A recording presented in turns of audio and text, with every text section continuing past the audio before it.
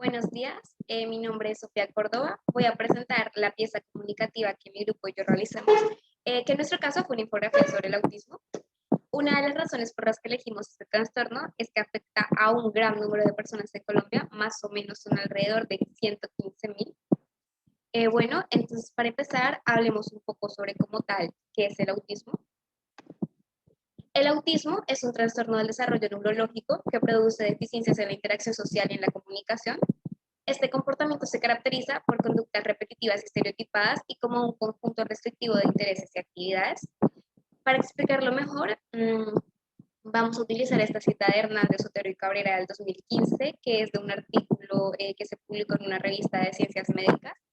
Ellos mencionan que el autismo es un síndrome que afecta a la comunicación, las relaciones sociales y afectivas del individuo, y que diferentes personas con este trastorno pueden tener características o síntomas distintos. Debido a esto, los proveedores de la salud consideran al autismo como un trastorno de espectro, es decir, que son un grupo de trastornos que tienen características similares. Ahora voy a hablar un poco sobre cuáles son las causas que producen el autismo. Es importante decir que a pesar de todos los avances en neurociencias y en genética, aún no se ha podido establecer un modelo que explique la etiología y fisiopatología de los trastornos del espectro autista, aunque en diferentes estudios sí se han evidenciado alteraciones neurobiológicas y genéticas asociadas, así como factores genéticos y ambientales involucrados. Las altas tasas de epilepsia sugieren un papel fundamental de los factores neurobiológicos en la génesis del autismo. La evidencia en electrofisiología, neuroimágenes funcionales, neuroimágenes estructurales, hallazgos moleculares y genética ha dado lugar a la idea de que el autismo está caracterizado por una conectividad neuronal atípica. Otra de las causas son las anormalidades en el trazado electroencefalográfico, ya que alrededor del 20 al 25% de los pacientes con autismo las presentan, además de otros trastornos convulsivos. También en las imágenes de resonancia magnética cerebral se observa que existe un aumento global del tamaño del cerebro en las personas con autismo. Uno de los hallazgos, que de hecho es más frecuentemente citado, es la elevación de los niveles periféricos de serotonina, aunque la importancia de este continúa incierta. Asimismo, se ha observado una reducción del ácido gamma aminobutírico. También se ha abierto un campo de estudio importante alrededor del papel que cumplen la oxitocina y la vasopresina en la génesis de esta condición, debido a la relación de estas hormonas con las conductas sociales y de vínculo. Y en cuanto a las asociaciones genéticas, los estudios de gemelos han sugerido que el autismo tiene alta heredabilidad en el contexto de asociación epigenética y ambiental. De hecho, se dice que es incluso más del 80%. Y por último, el alto grado de heterogeneidad se evidencia más en reportes que muestran hasta 1000 genes implicados en este síndrome. Ahora vamos a hablar sobre los síntomas del autismo. Las características principales del trastorno del espectro autista son el deterioro persistente de la comunicación social recíproca y la interacción social, y los patrones de conducta, intereses o actividades restrictivos y repetitivos. Normalmente, estos síntomas están presentes desde la primera infancia y limitan o impiden el funcionamiento cotidiano. Las manifestaciones del trastorno varían mucho según la gravedad de la afección autista, el nivel de desarrollo y la edad cronológica.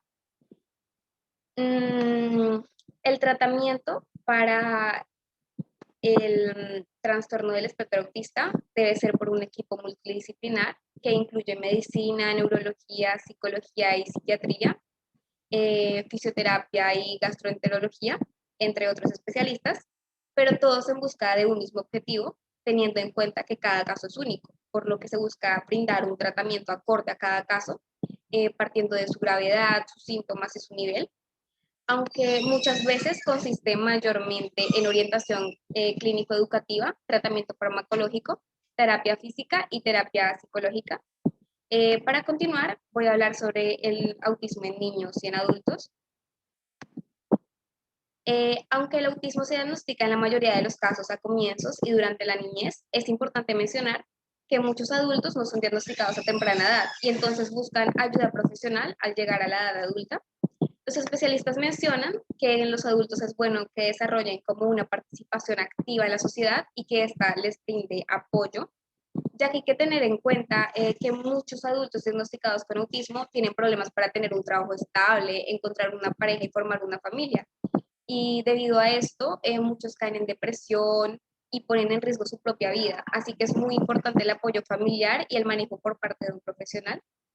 En el caso de los niños, como decía anteriormente, suele manifestarse a temprana edad, casi siempre antes de los 3 años, y para que el niño sea diagnosticado debe someterse a pruebas físicas y psicológicas. A nivel psicológico, los síntomas de los niños autistas van desde problemas en el lenguaje, dificultad para socializar, hasta tener un repertorio restringido en cuanto a actividades y temas de interés. Y a nivel físico, se destacan la epilepsia, el retraso mental en el lenguaje, el déficit sensorial y problemas motores que se desarrollan en la edad adulta, aunque no necesariamente un niño con autismo debe desarrollar todos estos síntomas, o sea, puede que solo tenga algunos.